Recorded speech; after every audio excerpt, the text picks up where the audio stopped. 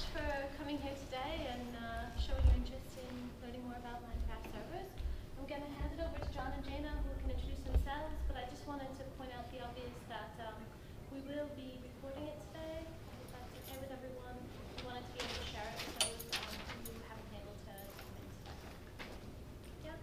Okay. And if you haven't noticed, in the corner there is Wi-Fi, and that's the password to it. Right. Thank you. Well, my name is John Blyberg, and I'm the Assistant Director for Innovation and User Experience at Darien Library. And this is Jaina Shaw. And I'm the Teen Services Librarian at the Westport Library. And we connected when we started doing the Fairfield County Minecraft server, which is kind of why we're here. And I think what we're going to do, though, is talk a little bit about Minecraft in a broad sense, what it is, why it's important, why our kids are absolutely crazy about it. After 5-6 years, they're still going nuts about it, and what we've done about it in terms of creating the Fairfield County Minecraft server, and how you can all kind of get into Minecraft as well, because it's a very deep rabbit hole. Once you go down it, you can keep going down it, and it's, you know, it's very, you can do very complex or just kind of very easy, and that's what's nice about it, is that you can just get into it as much as you want. So, how many of you have played Minecraft before? Okay. How many of you are here who haven't played Minecraft but sort of basically know what it is? Is anybody here who absolutely has no idea what Minecraft is, or just knows that it's, okay, so that's okay. And I'm going to talk about that a little bit. So Minecraft is a game, obviously, but it's a very specific type of game called a procedurally generated game. And that basically means that no two Minecraft games are ever going to be the same. Every Minecraft game is absolutely unique. And when I say procedurally generated, it means that these worlds, when you log in as a player, you get a fresh, brand new world, and it basically uses an algorithm and a randomly generated seed number, which creates a world. And inside that world, there are deserts, there are Arctic areas, there are jungles, there are grassy plains, and there are animals, and there's weather and that sort of thing. So it's all randomly generated. So it's sort of like landing on a pristine planet that has never before been discovered. And it can be single player. So if you log in as a single player, you can play it and just kind of build, and you can play it multiplayer as well. And there are also different types of multiplayer and different types of single player. The two most popular modes of play are creative and survival. So one of the really interesting things about Minecraft is that there is a whole resource system. So, and that's where the mining comes from. So you mine for resources. You chop down trees to buy wood, or to get wood, and then you chop up those blocks of wood to create sticks, and then you create a crafting table, and then you create a wooden axe and a wooden pick, and then you use that to mine into the rock, and you get coal, and you create torches from the coal and the sticks, and it gets more and more complicated from there, all the way down to you can teleport into sort of the Hades area and mine something called redstone, and then you can literally create virtual integrated circuits within the game by using this stuff. So, like I said, you can do very simple, or you can go very complex. And I think that's part of the appeal of this game, is that, we were just talking that kids will often log into Minecraft and play it and get hooked on it, and then they'll get distracted by something like Call of Duty or something, and they'll play through Call of Duty and they'll get really into that, but then they'll go back to Minecraft. And Minecraft is always the go-to game, and so there's a reason for that, and really the reason is that it is this procedurally generated open world. There are no there are very few goals or objectives in this game. Just sort of a broad, general kind of goal where if you wanted to go to a place called the Ender World to kind of end the game, you can. But no, nobody really does it for that. They do it for just kind of puttering around and creating and tinkering online. But there's really, as I said, there's a whole kind of ecosystem that has grown up around Minecraft. And really, this is sort of a generational thing. And all of us in this room are way too old to really understand this intuitively because we don't live this. But kids who are 8, 9, 10, all the way up to 17, 18, 19, even 20 years old now, who have grown up with Minecraft, have kind of been immersed in this world that is really sort of become very much their social group. It has been a way for them to express themselves creatively in a variety of different domains. And because of that, these kids are they're growing up with a very different perspective on things than we would. And a lot of this happens on YouTube.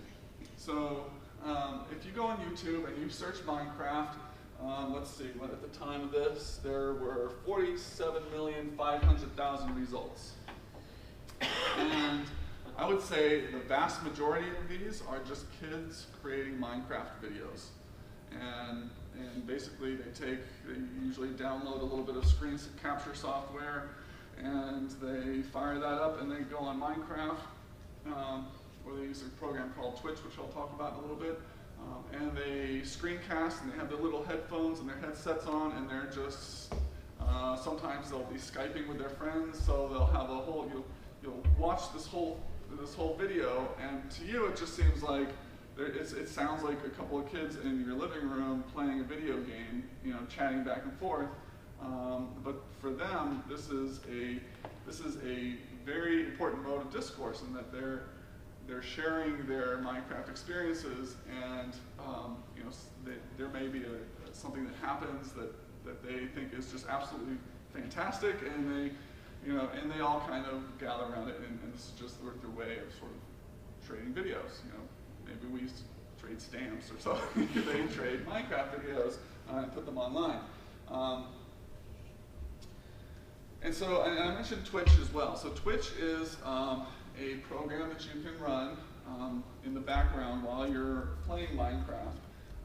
And this allows you to broadcast live your screen to other people who want to watch you play. So especially a lot of the famous Minecrafters out there, yes, there are very famous Minecraft players out there, and I'll talk about that in a minute too. You can broadcast what you're doing. So you can say, hey, I'm going to be doing this parkour course, and I'm going to broadcast this now. And so people can watch you, and they can type in and chat and sort of add commentary to your play. Or you can push it out to your friends, and they can watch you and that kind of thing. And then of course you can record it and put it on YouTube. So, and that's again built into the program. There's a whole genre of music that has kind of been developed around Minecraft as well. Minecraft videos will often feature electronic music and things like dubstep and things like that. And so this whole kind of, so it starts scooping in other areas and other parts of sort of online culture and online creativity. This is a particular video. This is a music video that somebody created that goes along to a dubstep song that is about Minecraft. So. And again, there's animation, so people, and these are kids usually, who will go onto Pirate Bay and download a pirated version of Maya 3D, and they will create a 3D animated video set to music or whatever, and and put that up and publish that. And this is, again, not that I'm endorsing going to Pirate Bay and downloading pirated software. That is basically, that's how these kids are growing up. This is how they're learning to integrate into sort of this next generation of workforce. I mean, these are going to be kids. These are kids who are going to be the ones doing jobs that haven't been invented yet. And again, there's Minecraft merchandise. So, you know, if anything that's popular or successful, there's going to be merch. And so, here's an example of a little sort of minifigure, and you can buy all kinds of stuff. If you go onto Amazon and search Minecraft, there's all kinds of craft available for you to get. Minecraft LARPing, so this is live action role play. So kids sort of getting out in the real world and pretending to be Minecraft characters and digging up their parents' lawns and bashing each other over the head with these foam swords and so on and so forth. So yes, kids do still eventually occasionally go outside, and these ones too. And Minecraft has been at Comic-Con for the last 6 Comic-Cons, and including this last one in San Diego, where it had a huge presence. And this is actually a great video about that. So, and then there are the famous YouTubers.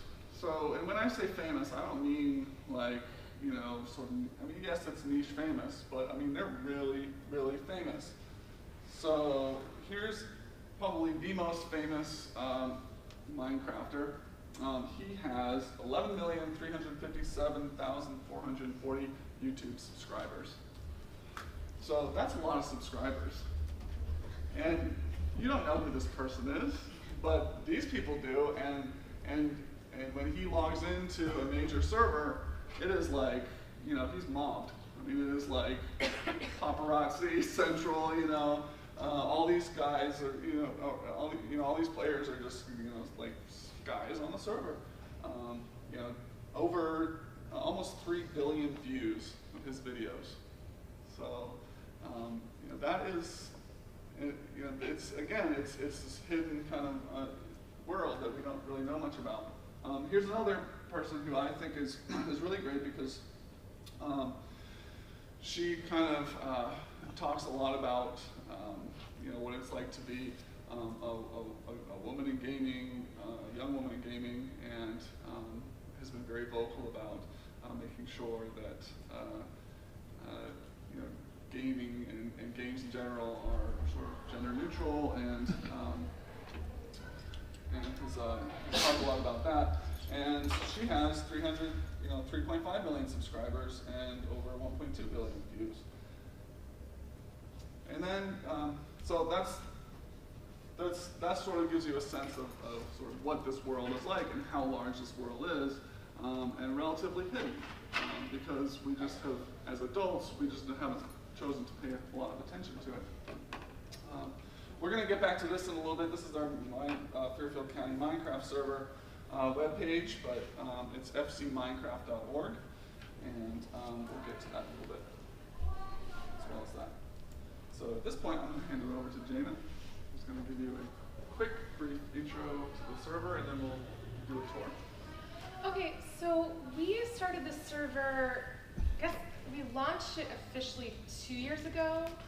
And we kind of, and we started building it maybe about 2.5 years ago. It started with just me and John, and there was another librarian from Wilton who kind of got together because we were seeing this surge of interest in Minecraft in our libraries, and a lot of requests from parents and students to have a server. And I knew that John had built a server in Darien before, and I'll let him talk about the problems that came with having an open server. But we started talking about doing our own, and over a course of several meetings, we came up with sort of a criteria that it was going to be for Fairfield County libraries, anyone that wanted to join. We decided on grades 3 through 12, and which, you know, has created, you know, you get kids and parents who are like, oh, my kid is 4 and they're really gifted, but Yeah, maybe that's just a problem in Westport, but but at least it gives kids like something to look forward to. It's a really big deal when they get to be in 3rd grade and they can do this. And so we did that, and I've been playing Minecraft, you know, off and on for about a year before that. And with the team gaming that I put together, a lot of the times I would set up kind of a local area network game for the kids, and then a lot of them would go on their own servers, and the stuff that I was seeing on these servers was terrible, and it's the internet. So if you ever just want to see humanity at its lowest, go onto a gaming server composed of 10-year-old boys swearing at each other. So I was like, I want to create something nice, and this is nice. And what we basically started with, John found this beautiful library design that's kind of the center of our server. So everybody, when they first warps into the library. I had a slow summer a couple years ago, so I decorated the library. I put Dewey Decimal numbers in there, you know, in case that might rub off on somebody. But once you sort of warp in there, we have the portals to other towns. The way this is set up is when we register the kids, we register them by town. We take their library card number, their home phone number, their date of birth. And so, for example, if a kid is registered in Westport, they can build on the Westport map. They can go anywhere in the server that they want, but they can only build in Westport. Or we've since created a place called Midworld, where everybody can build together. But it's town by town in that sense, and actually most of the kids use Midworld anyway. So these are the fancy portals. We made this like gold road, and I made like a sculpture garden, and I don't know, but and we've since to have added some games. We added Hunger Games and some other things, and they were really popular for a while, and they still are here and there, but it requires the kids on the server to sort of get together and all say, like, let's go do this right now. And usually if I'm signed on, they're considered asking me for stuff, so. But yeah, it's really pretty, and all the rest of this kids have built. The only things that we did were kind of just in the main area, the library. We have like the TARDIS that can transport you to different games, but anything else you see in here that's like beautiful and awesome, kids have done on their own, and mainly from mining their own materials. So, because as John said, there's 2 modes of Minecraft. There's survival, where you have to mine everything from the environment, and then there's creative. And in creative, you get all the materials you want. You can't get killed by monsters. It's more of just kind of a free build. And the way that it's set up is every kid on the server is in survival, but like the VIPs like us, we're in creative. So we can, you know, give out whatever we want. But this, when we originally set this out, we created a controlled vocabulary sort of within the server. I, you know, had the fun task of coming up with every terrible swear word combination I could think of, and sometimes we've even had to add more so that things are blocked from kids being able to swear, or, and like I said, we have all their information. Once in a while, I have had to call home to a parent and say, your kid's acting like a jerk. I mean, a nicer way than saying that, but we've probably only had to ban, 2 or 3 kids from the server. Like, a couple have had warnings, but once they sort of figure out that this is not a place, there are thousands and thousands of other places on the internet to be mean to each other. And when they figure out that we're not going to tolerate that, if the kids, if that's what they're interested in, they can go. But a lot of times they test their limits, and they'll play by the rules because a lot of their friends are on here, their parents want them to be on here. So does the moderator have to be in the game at all times? No. I, as a moderator, sign in probably once a day. I try to do once a day, and that might be anywhere from 5 minutes to an hour, depending on what my workday looks like. But we also have a transcript of everything the kids say to each other. So sometimes if I get these sort of, you know, he said, she said, blah, blah, blah, and I kind of approach the kid and then I say, and by the way, I have the full transcript. And they're like, oh, okay, well, yeah, sorry. So, and I have dug it out a couple of times here or there, but it is, we do have a record of everything that happens, everything that someone says, anything that someone has, you know, altered in the server. The way that we have it set up too is that kids can claim land, and there's directions on how to do that, and there's like YouTube videos on how to do it. So actually, the more that the kids play, the more they can claim. So if kids are claiming their supplies in their land, it's usually not an issue with kids getting griefed, which means other kids are going in and stealing their stuff. And it does happen here and there, but it's because the kids haven't protected their stuff. And it's usually, it hasn't been too big of an issue. I think this is kind of the biggest thing that I've seen, and this is sort of my experience as a teen librarian in Fairfield County, and I'm not saying it might be universal, but I have read articles about this, that within this generation of kids, you know, when I was 12, the idea of my mother doing anything for me was just devastating. But this is a generation of kids where you have 18-year-olds with their parents come into the library, and the parents are like, Billy needs a book, and he likes to read this, and then I'm like, well, Billy, what do you like? And so this has actually become a really unique situation in some recognizable, it's become a unique situation because the kids are dealing with these issues on their own. I've maybe in 2+ years had one parent approach me about an issue in Minecraft. The majority of it is kids either coming directly to me or John, or they're working the problems out on their own and emailing us directly, messaging us in Minecraft directly. And I think it's great that it's teaching them at a young age to interact with adults and to stand up for themselves and to figure out what they want. And they've made their friends and stuff in Minecraft too. It's funny because I go on a lot, and the kids like sometimes I think forget that I'm an adult, and they want me to Skype with them, and it's like, you're a 10-year-old boy, I'm not gonna Skype with you as a 35-year-old woman. But I'm Minecraft famous as far as Westport is concerned. I'm not like Minecraft famous on YouTube, but my name on the server is Pug Life, so because I have pugs, and some of the kids just know me by that name, and like I have parents bring their kids to the library, and they're like, oh, you're Pug Life. Like, oh, he talks about you all the time. Like, it's like really funny.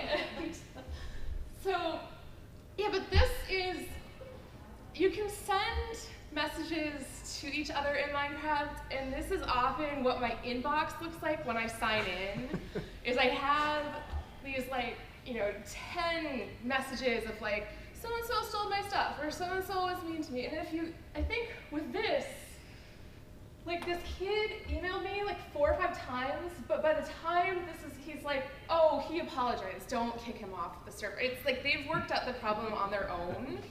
In the meantime, because, you know, kids aren't waiting around for like a week to have me respond. This is like, they think that I'm on all the time. Like sometimes like kids will ask, oh, are you gonna be on tomorrow? I'm like, I have the day off. Like, well, why would you go home and play? And like, well, if I play Minecraft at home, I like to do it by myself with a glass of wine. Before I got pregnant. So, you know, it's interesting. And yeah, and actually, for the issue of parents or the librarians saying like, what role does this have in a library? One of them is I've actually done reader's advisory over the Minecraft server. I've had kids say, oh, I have a book I have to read, or I really like, it's happened that I've actually pulled books for kids based on what they've told me in the server, or because, like I said, I'm Minecraft famous, they will come to Pug Life in real life to ask for books or homework help. It has created different kinds of relationships with kids that I might not otherwise see in the library physically. And it's actually, I used to do Minecraft meetups in person, and I've sort of switched them to just be online. So, because a lot of kids, they don't get rides to the library or they're home anyway, and so I've formed these different kind of relationships with kids. And I'll tell you this, it does promote literacy, which I never thought about because I work with teenagers. That's usually not an issue. I've known how to read for however many years. So this is something that happened maybe last summer. I had this mother contact me, and she heard that I was like the Minecraft guru, which sort of, but she had a 6-year-old boy, and he was like struggling with Minecraft, and she wanted him to get a lesson. And I was like, this is great. I'm gonna spend the morning with this cute little kid, telling him about Minecraft, because I like to do that with my nephew. This kid was hardcore. He knew so much more than me. He was saying, I thought you were an expert. I thought you knew everything. And the thing that was tripping him up is he couldn't read. So a lot of the stuff, it's very basic, but crafting inventory, there are different websites for Minecraft building formulas. There's a whole wiki, like a Minecraft wiki. There's a site that I like that's really just the basic building formulas called minecraftcrafting.net. And they do require you to be able to read very basic English. And so that was his problem. And the mom kept contacting me, and I kept saying, he's far beyond where I am in skill level, but once he learns how to read, then he'll be able to connect these things together.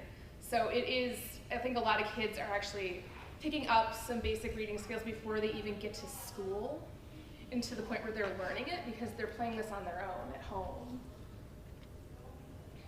And so, you can look it up online. There's books devoted to this and everything like that, but to craft everything in Minecraft, it requires these kind of different recipes. So in order to, really do anything, you have to chop down a tree, and then you turn it into logs, and you turn that into sticks, and you turn that into weapons and digging tools, and I could talk about this for hours and hours, but kind of my goal, at least when I was sort of first learning, was I learned how to create a different thing every time I signed in. It's a very hard game, I think, to learn entirely on your own if you're not 10.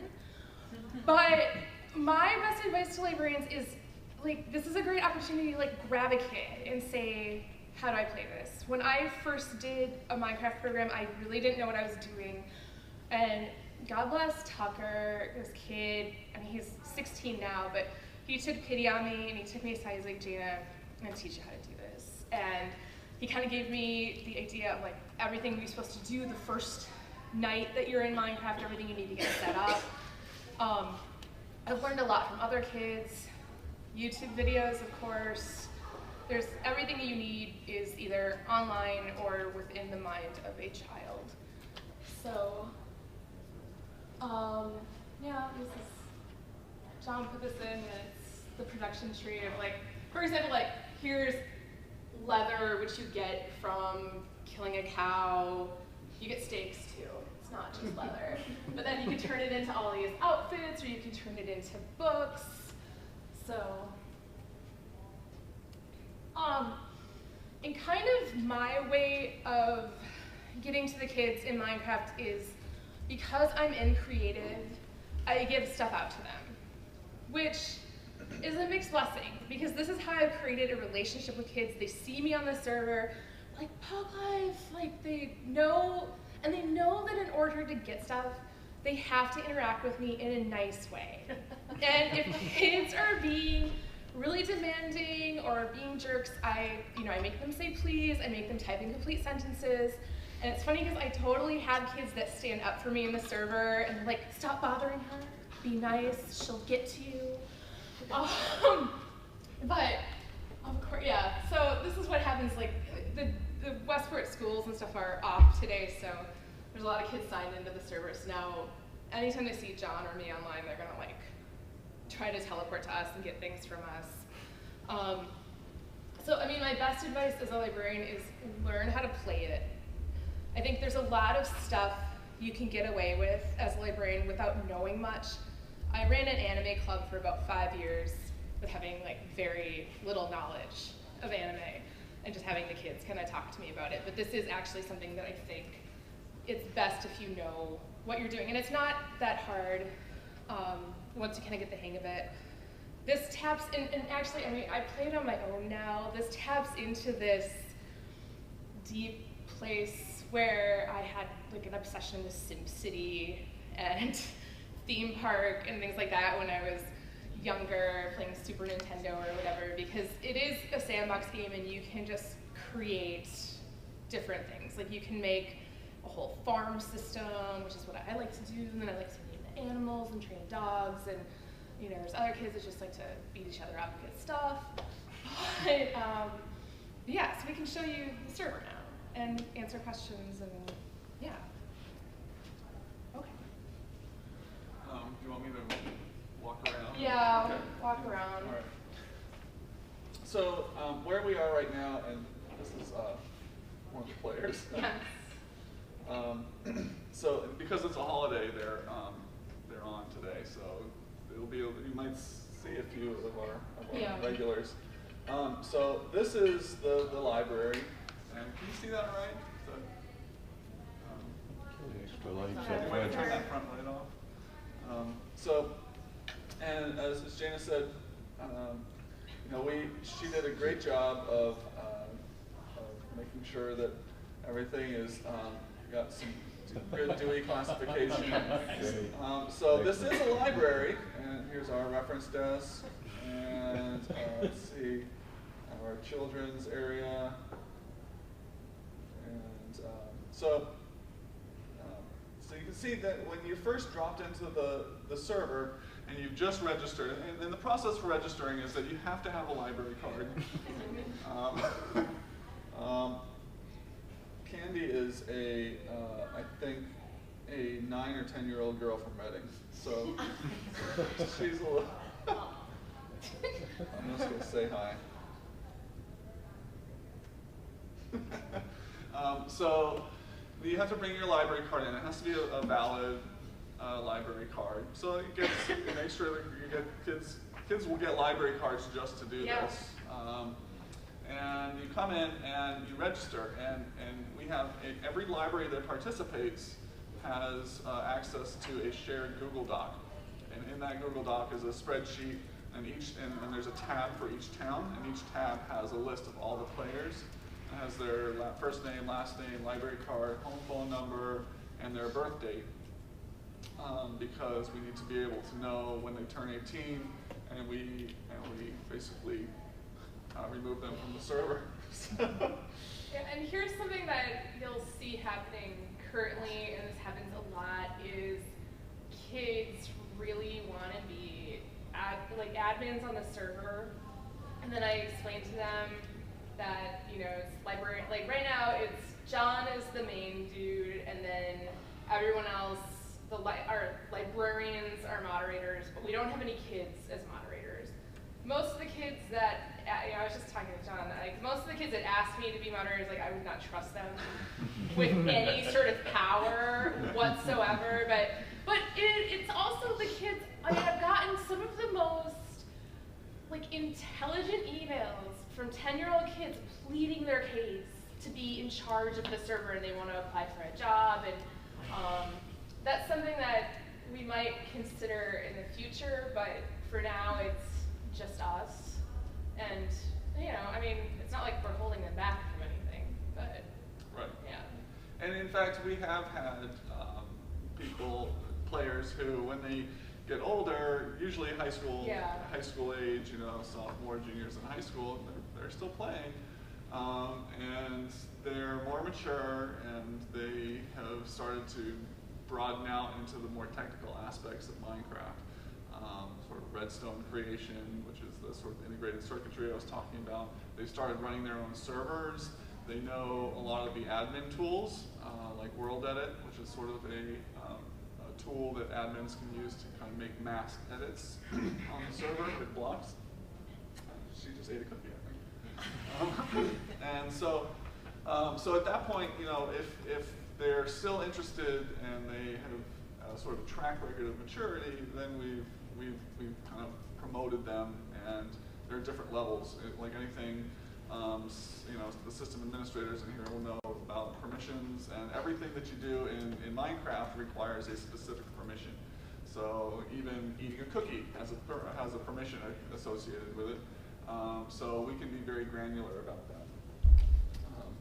And we did, as Jaina mentioned, we did run a Minecraft server prior to the Fairfield County Minecraft server, and that was an open server. There were a lot of problems associated with it. And one of the problems was that we made a bunch of players moderators, and it was an absolute disaster.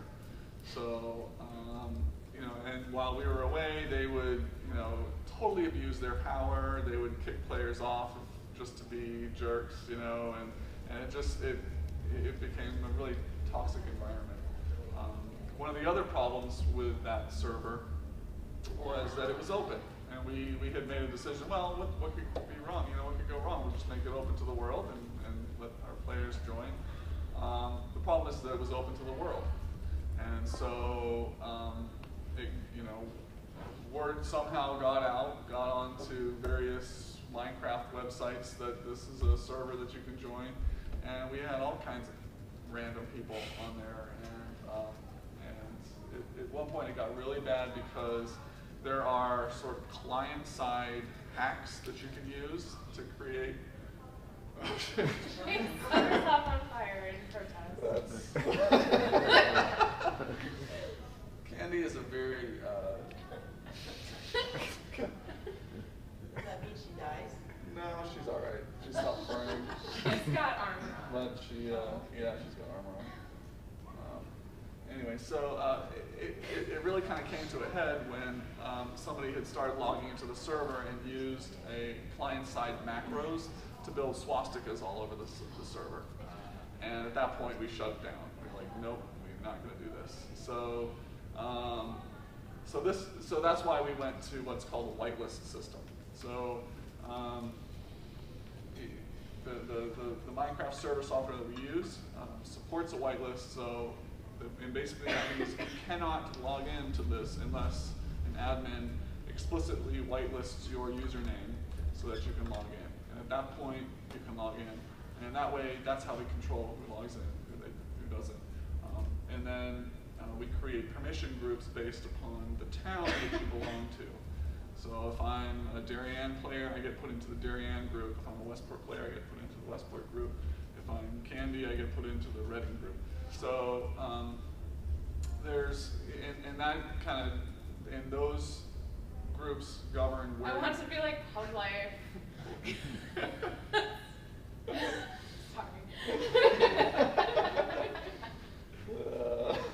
See? Yeah.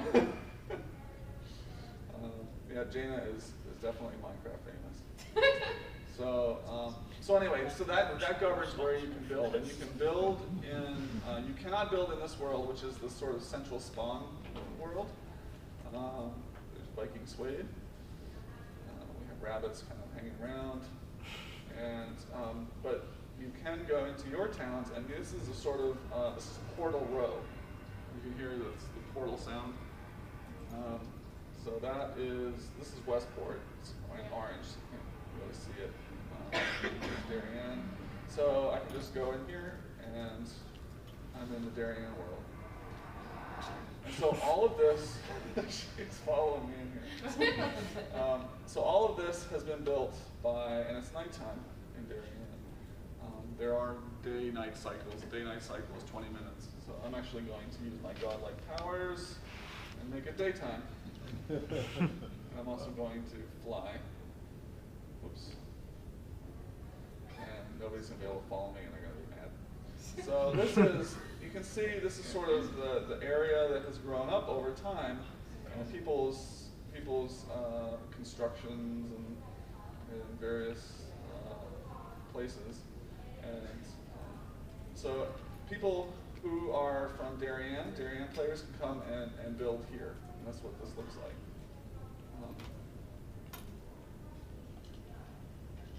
Yeah, flying is not a power that regular players have. So let's go and visit Westport. Westport, and what's neat is that each town, players in each town have done different things to their portal areas. So some towns have taken, sort of done a cooperative build, and that's something that you can do as sort of a program even. You can even say, let's decorate our portal, and you can go in and do that. So how many libraries are connected to this? It's like 13 or 14. Yeah. There's quite a few. How many So users at a time in your server handle? Right now we cap it at 80, but we haven't really hit that. Yeah. 80 per library?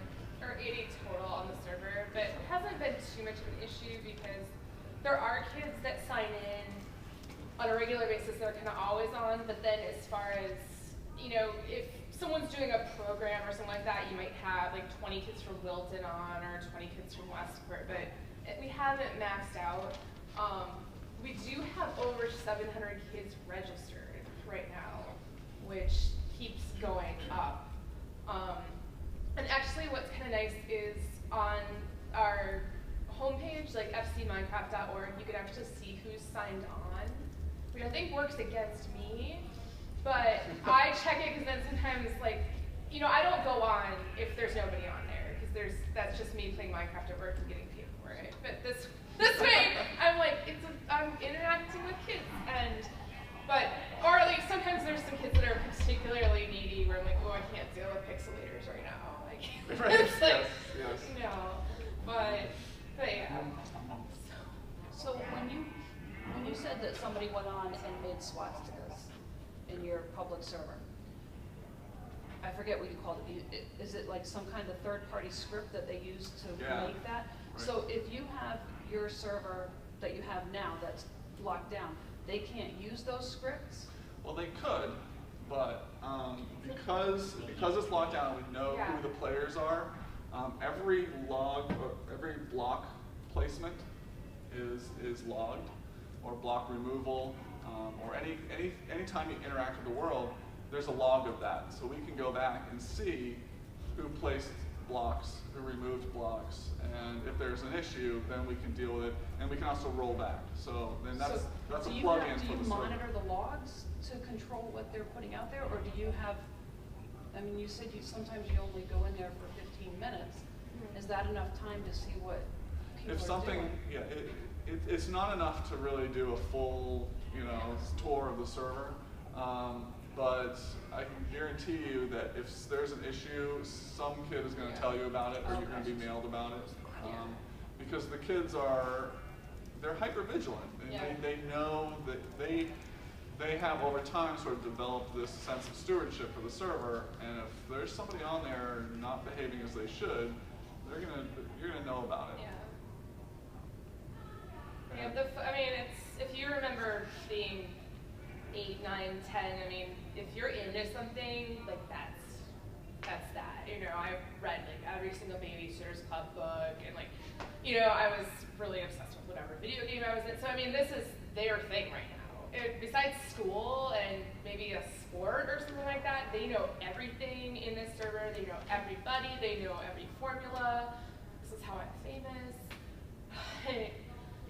But my sort of goal of this, and I think it has worked, is that kids are nice to each other, and they're nice to me. And sometimes kids get kind of whiny about needing supplies, and it's a little overwhelming. But then, they do nice stuff. These kids built a chapel to get Minecraft married in, and then invited me to the wedding.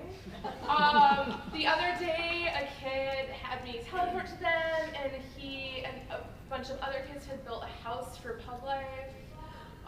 It's really sweet. It's a very different kind of internet place, and that's kind of also why, you know, a lot of parents, when their 8 or 9-year-old wants to go on a server, they're like, no way, but they know that this is safe.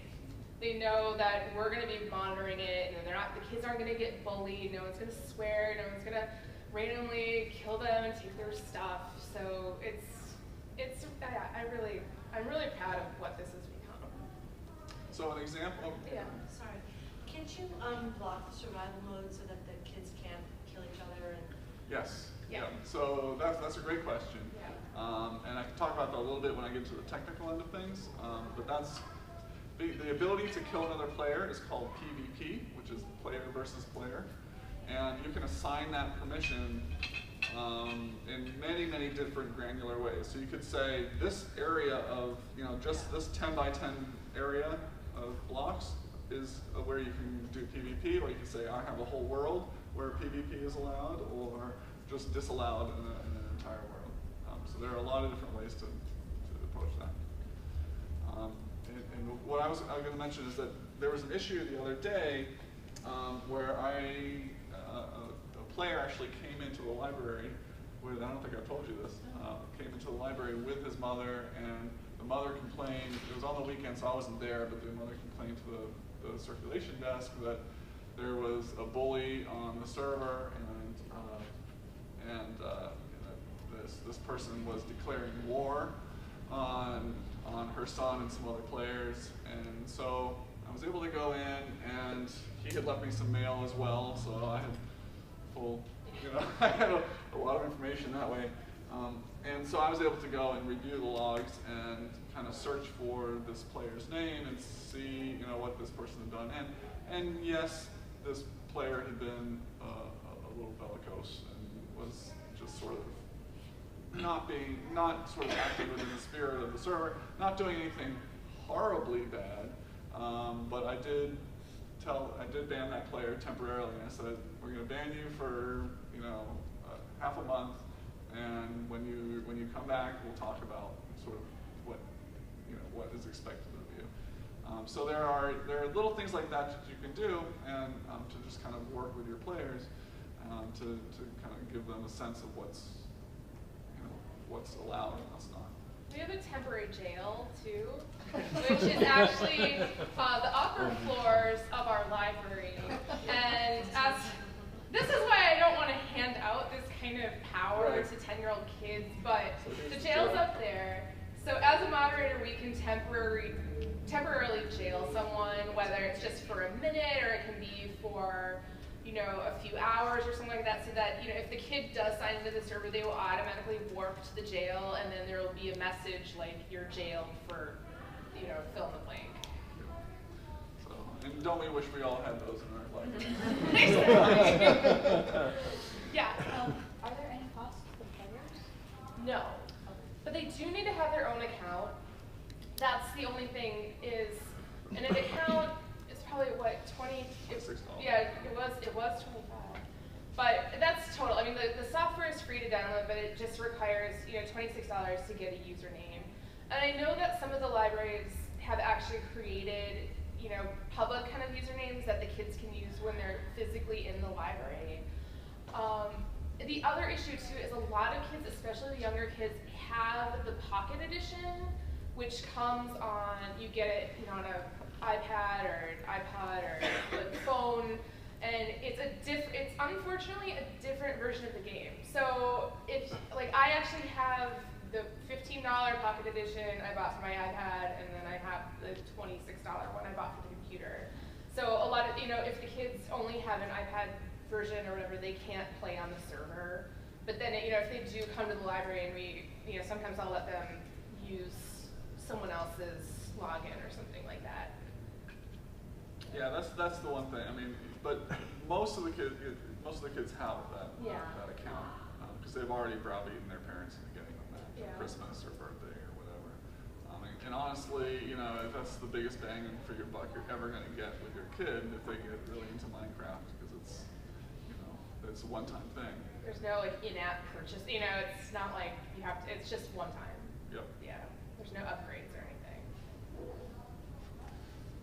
So, questions about the Minecraft world? Yeah. This isn't so much about the world, but about your library and how you work with Minecraft. You don't have a specific club. They just can play it at any time. Yeah, actually, in the children's department right now, they're doing kind of a meetup for grades 3 to 5, and they do that. I think she does it once a month. I sometimes appear as a special guest. But I was doing kind of like a club. But I know that Wilton Library has a club that meets every Saturday, and it's just kids show up and sometimes they play on the server, but I think they do some other stuff as well. But I originally had started this as a club before we even launched the server, and now that the server's there, it's actually great because they can play 24/7 in that same kind of controlled context that they would in a library program. So is there somebody at each library that oversees? Yeah. Yeah. So if you want to join, it's a cooperative. That's kind of the way we approach it. So if you want your library to join, you have to appoint a contact, a primary contact or point person for your library. And that person or a group of people will do a orientation for them because they need to kind of learn about the server. They need to learn the process of getting kids registered and whitelisted and put into the appropriate groups and also put into the spreadsheet. And we ask that most libraries at least log in maybe once or twice a week. I don't know how many librarians actually do that. Not a whole lot once they've joined, but that's okay. I mean, we're not going to be sticklers about it. But if there's an issue at that particular library or a player from that particular library, at least we have a contact person over there that we can forward complaints to and that kind of So they're not monitoring like you are? Some of them do. Yeah. It just depends on Do they have the same library. access levels? No, I think Jaina and I have a little bit more heightened. You have more than me. Yeah. Like, he can add fire to things. So they'll have more than the kids, but not as much as you. Right. The reason is that we don't want to kind of overwhelm them, but we want to give them just the tools they need to kind of. But they'll have the tools to, like you were saying, put somebody in a jail or give them to things whitelist. in the game, like you said you give kids Right. things in it. Okay. Yeah. So they are seen, and if you can't really see, it's a little small. But if I say something, you can see here there's a M next to my name, and then DAR is where I'm from, and then my username, and then this is the world that I'm in. So when you're chatting, you can see, where a player is, where they're from, and their status, whether they're a moderator or not. So anybody with a little M by their name usually gets, the players will know that they're a moderator. And so they'll either tell them that there's an issue or not. And you can always see who's on by hitting tab. So there's not a whole lot of people on right now, but. And how do you teleport somebody? So if I can see who's on, let's see if there's somebody nearby. That's just a command. So let's see, I'll teleport. You can open up a chat line by pressing T, and then there's slash commands. So I can do slash TP and then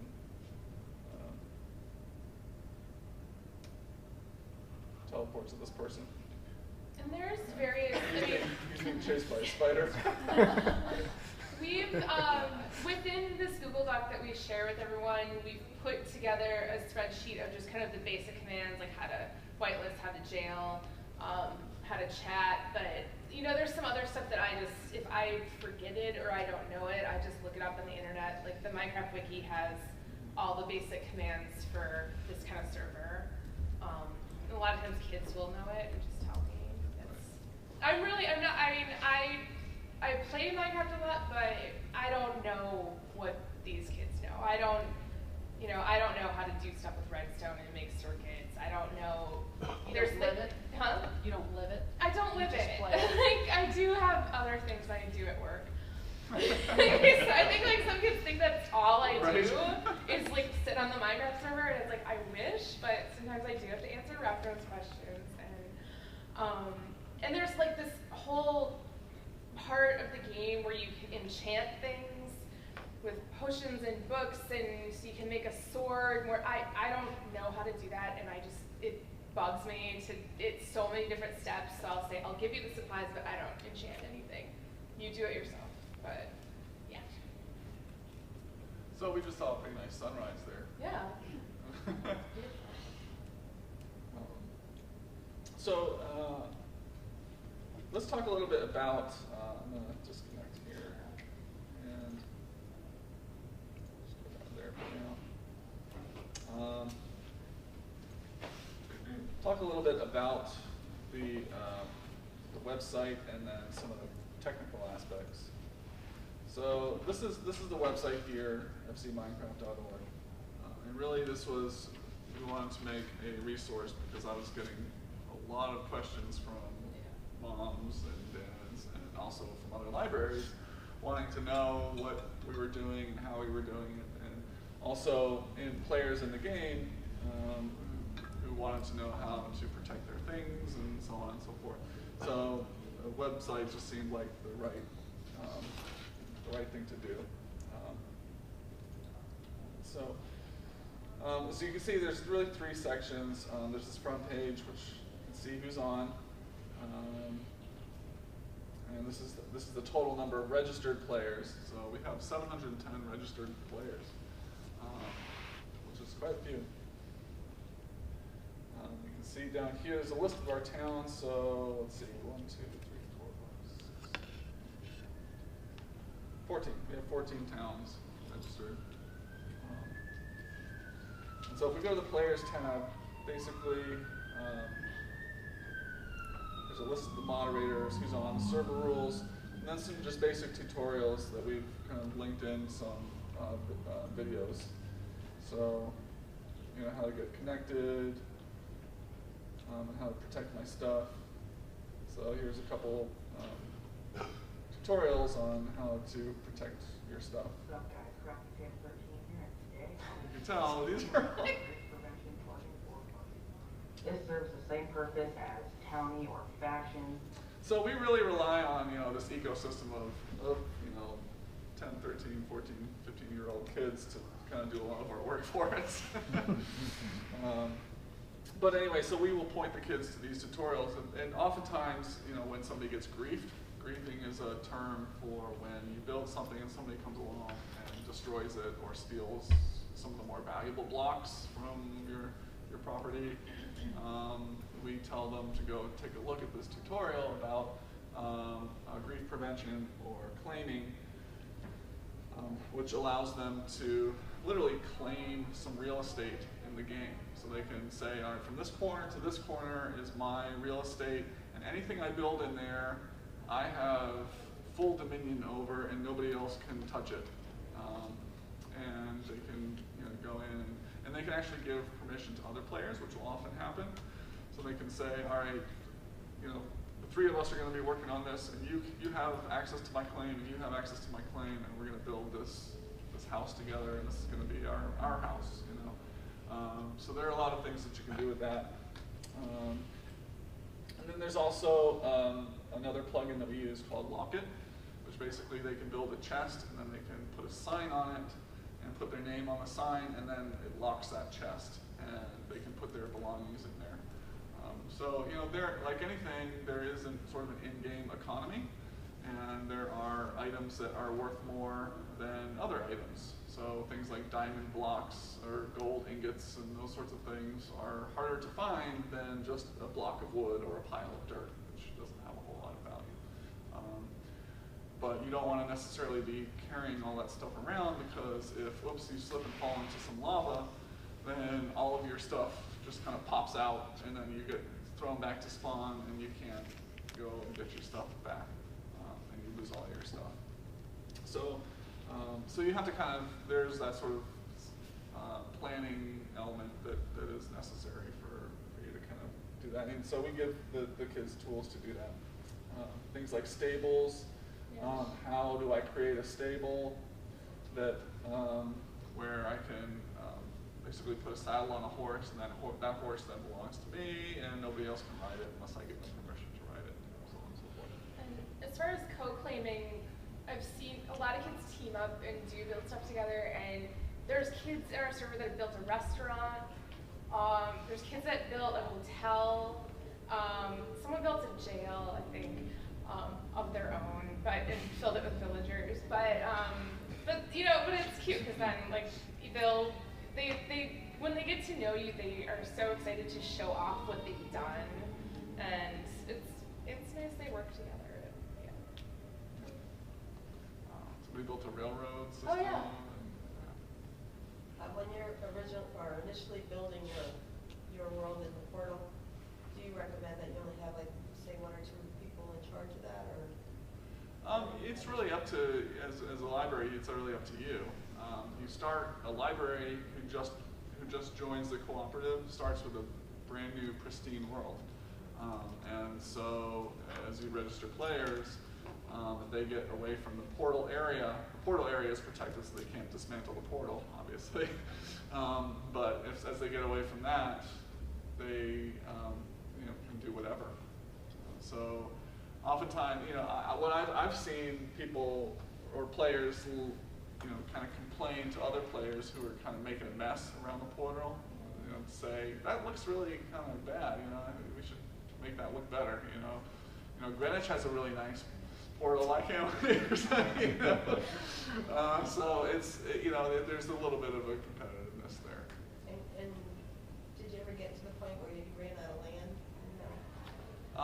No, there is a lot of land in each world, and I'll talk about that a little bit in the technical aspects. But yeah, the worlds stretch on for a long time, and we can always expand them. So I think right now the world has a 1,000 block radius, which is quite a lot. And if you were to walk from one end to the other, if you could, unimpeded, it could take you 20 minutes to half an hour to do that. So that's a lot of space. And if a world ever needed more space, we can, per world, allocate more blocks.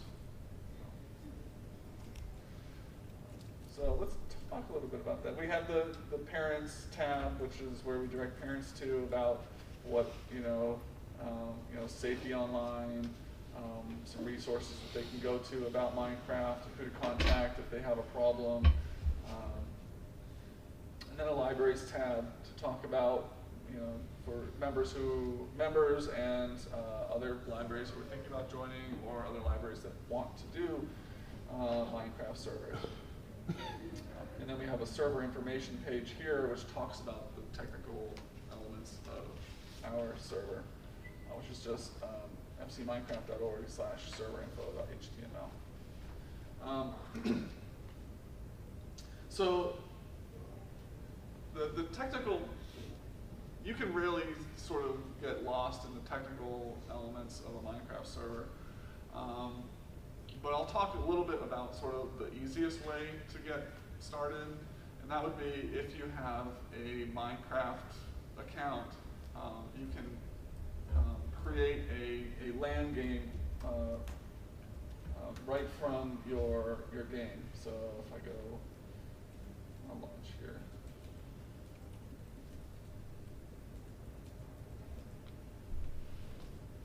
So if I go into multiplayer,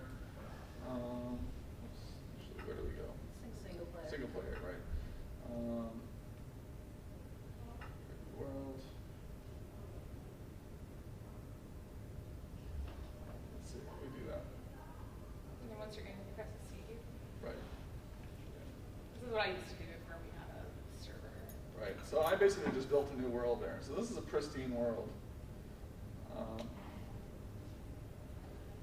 if I do escape, open to LAN, there we go. So you can say start LAN world. And now anybody who's locally on the LAN could join this game. So that's the easiest way to do it. The problem is that it's not up 24/7, and also it's you know, all of the world is basically stored on my laptop. So any changes that somebody makes are made here, and when I shut this game down, they don't have access to it anymore. But it's a really quick and easy way to kind of do that and get started if you want to do it that way.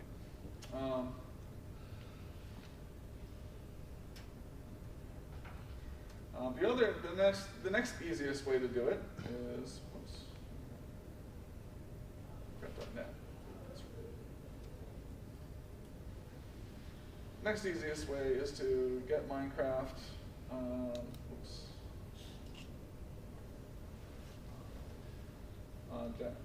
Download is called the vanilla server. If you go to the downloads page on .net, it's an option. Is it? Right there. You were. Download it here. Oh, right, yes, thank you. Yep, so multiplayer server right here. So you just download, there's an exe version, and there's also a Java version. The exe version basically just installs the Java version. And that will basically give you the opportunity to put up a Minecraft server and run it on any equipment. So you can run it on a piece of server hardware or a virtual server or whatever, and go from there. The problem is that the vanilla server has very little room for customization or expansion. All it is basically just what you saw when we created our own, when we opened our map to the land. So there are a couple of forks, a couple of people have taken the Minecraft server source code and adapted it for a more sort of dynamic ecosystem. And the one that we use is based on, well, there are two. I'll talk about one first. The first is called Craft Bucket. And go here. This is basically a version of that software that has been forked that allows plugins. And plugins are really what make it manageable. And I'll talk about the plugins that we use. And then there is another version called Spigot. S-P-I-G-O-T. SpigotMC.org. And Spigot takes the Craft Bucket fork and then adds another layer on top of it that sort of optimizes for performance and also adds the ability for you to connect Minecraft servers together using something called bungee cord if you wanted to do that. And those get a little bit more complicated. So depending on the level of expertise you have on staff, you'll want to kind of choose where you want to go. And then also, I should mention that the iPad or tablet version of Minecraft cannot connect to these servers, but they can create their own LAN servers that way. So that's an important distinction to make, because I've had parents ask me, well, I bought them the tablet version and they're having trouble connecting to the server, and I have to say, well, that's not going to work. You have to get the desktop version. So let's take a look at some of the plugins that we have. So a lot of them are listed here, and I'll just kind of go over some of the most important ones. So first is one called Core Protect. And Core Protect is the plugin that I mentioned before that basically logs all block placement and removal. And also gives you the opportunity or the tools to roll back a certain area. So you can, and it's very granular. So you can say, you can stand in the middle of an area and say, in a radius of 10 blocks, I want you to roll back this area 5 days. And so you can, and the kids actually really like that when you do that, because you can stand right in the middle of their house and roll it back, and then the whole house kind of builds back up around you. And they're like, wow, thanks. That's a really kind of essential tool, because and that's also what allows you to go in and inspect an area and say, so-and-so is the one that destroyed this, and you know we need to ban this person until we can talk to them and tell them not to do that. Do you roll back the whole server when you do that, or can you roll back a chunk? I use just a chunk, because you don't want to roll back everything, because then other people will lose all their work. Let's see. So, and then Essentials has a bunch of tools in there. Every Minecraft server, every bucket server will have that. Those are things like chat commands and sort of messaging and ability to fly and all those sorts of things. Lock It is the plugin that I mentioned about locking chests.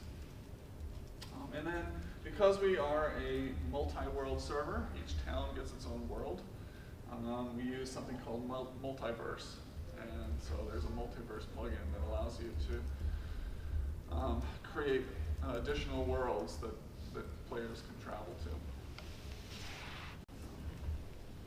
Permissions EX, there are several different permissions systems that you can apply.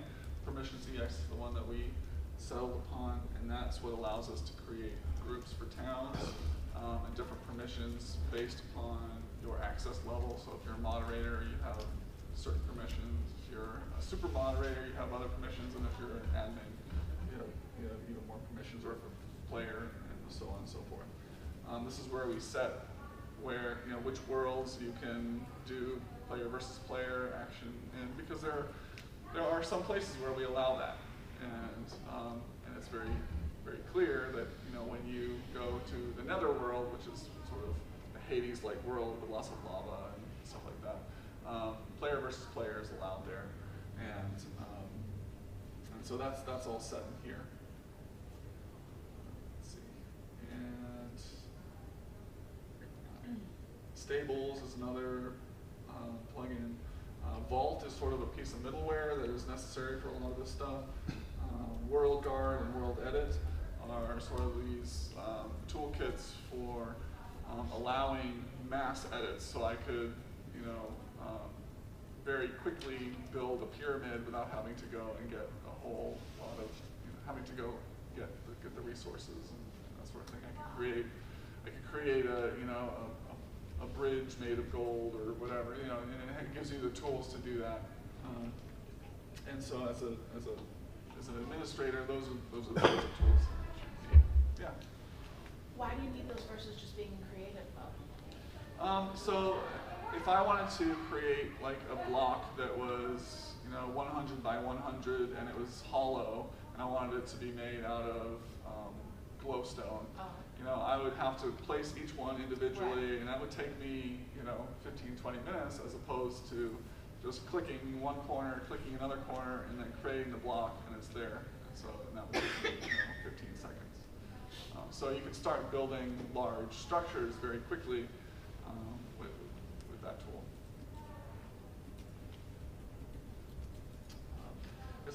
In terms of our server hardware, we run a dedicated Ubuntu Linux virtual machine, and it doesn't need to be Linux. You can run it under Windows if you want to, but we just prefer Linux because of the underlying administrative tools available.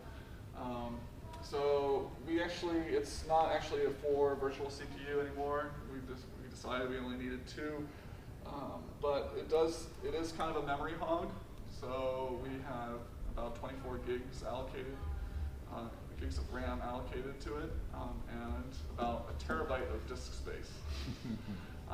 This is a fairly large server. We have 14 worlds, town worlds, plus 3 or 4 additional worlds, the Nether and the central spawn place, and we do backups every night. So basically what's running at any given time is about 600 gigs, or 600 megs, sorry, almost a gig. No, it's more than that. No, 600 gigs, yeah. So we do backups, and we do diff backups, which kind of takes up about a terabyte. So so it's not, we just had an old server lying about that we have basically dedicated to this, and a few other ancillary tools. But for those of you who have a virtualized environment, you don't need this much. Don't need to allocate this many resources, but we do because our server has grown, and we haven't really hit maximum capacity. You'll notice you'll start getting complaints from players about lag if your server is not powerful enough. And lag is sort of like if you're playing in the game and you're trying to move, and then all of a sudden you jump forward, 10 blocks. That could be due to either network performance, bandwidth issues, but with CEM we don't have that issue, or hardware issue. Questions about that? That's a lot to digest. So if you ever have questions about that, feel free to kind of shoot me a note. I'm happy to kind of help you walk through that.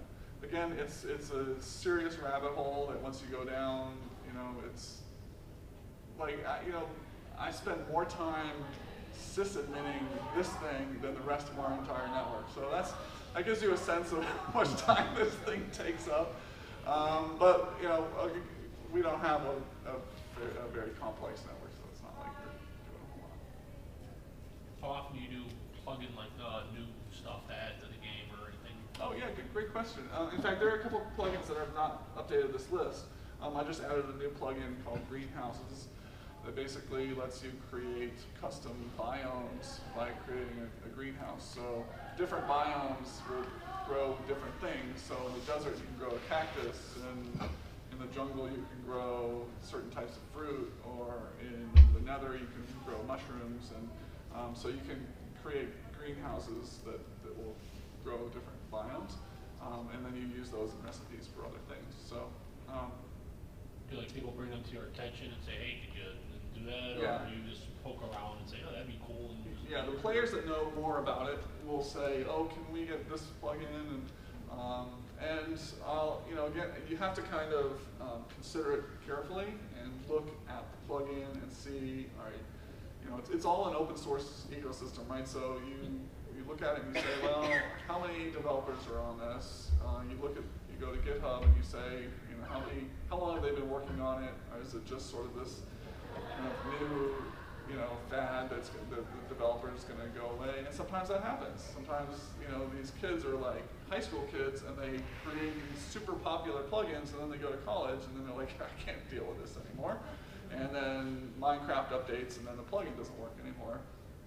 So you have to kind of think about that carefully before adding a whole bunch of plugins, because you can kind of get into trouble. Because then you've got this sort of stuff built in that doesn't work, and you have to kind of figure out how to back out of it.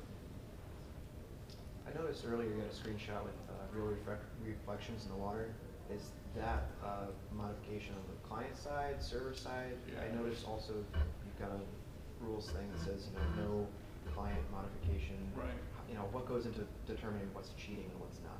So there are different skins available. So like the client that I use has a different skin, and skins are different from client-side mods, in that you can use, because it's all basically open source and Java-based, there are plugins for the client and there are plugins for the server as well. And client-side plugins will often be like, you can do a macro. So like the swastikas were a client-side plugin where you can basically, click a key combination and it will basically build out something. There are things that kind of use network latency to create glitchings that you can kind of fly a little bit. And so there are things like that kind of take advantage of parts of the game or vulnerabilities in the game to do stuff. And that's what we mean by client-side mods. Because then that's not fair to the other players. Okay, so there'd be no problem with somebody using skins, like you said, Sure, yeah, just that's texture right. replacements, Right. essentially? Okay. Exactly. Yep.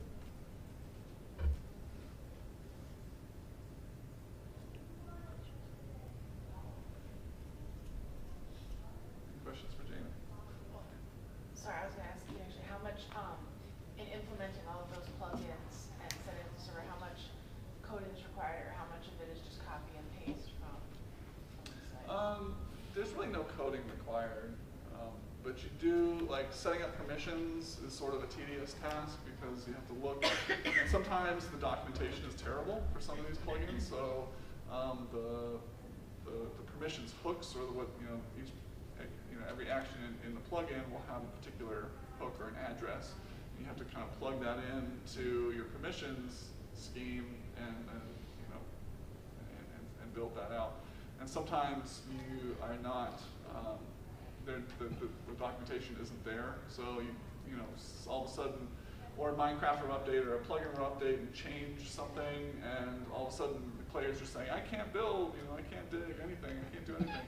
And you have to kind of go and troubleshoot that. So those are some of the issues that we run into, but no real coding involved, other than the website and things that we've done for that. But. Can you do a demonstration with using redstone to create something? Sure. It's been a while since I've done redstone, so. If you want me to make a sheep tank or something, I can do that.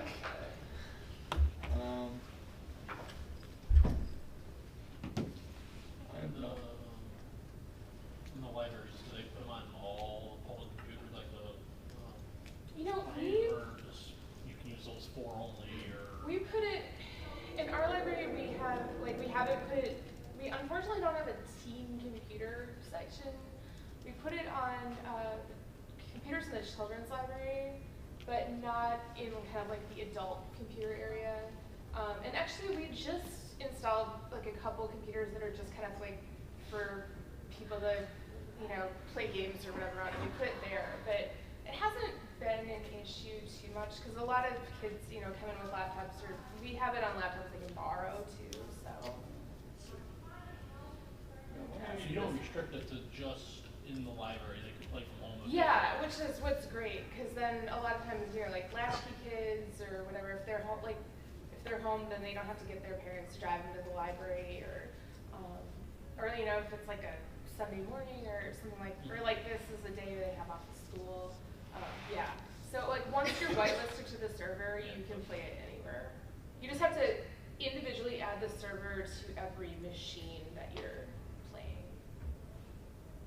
So if you were a kid with 10 computers or something, you'd have to add it to all of them. So let's see. Yeah. Let's do. I don't want to do anything advanced. No, just.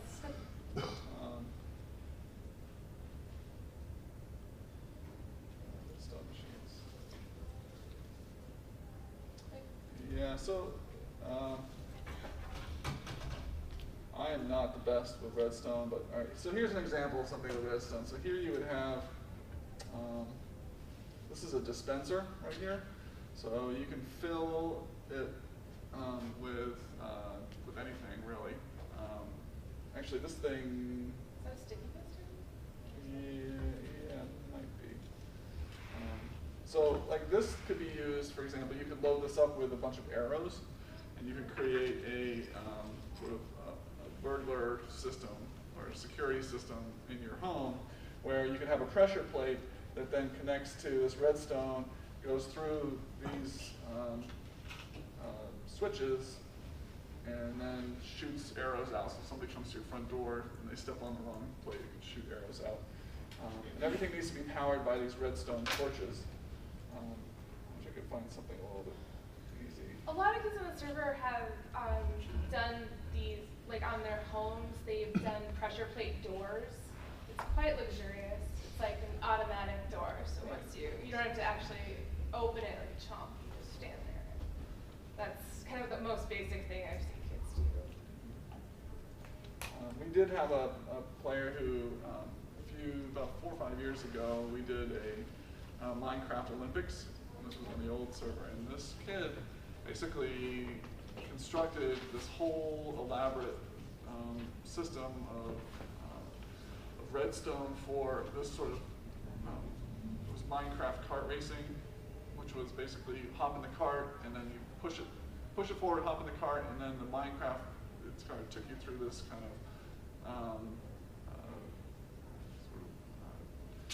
this track that kind of went all over the place. and it was pretty amazing. So I apologize. I don't really know a whole lot about Redstone. Another question I had was, what did you use to for the back end for your website? It's very clean and very well laid out. Thanks. Actually, we are using it's a blogging engine called Jekyll. That it's hosted on GitHub. So it's basically it generates the pages on the fly, and we're using just Twitter Bootstrap as the CSS framework.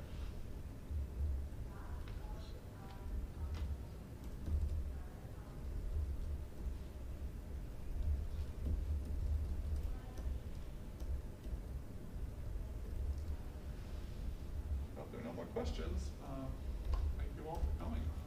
Appreciate it.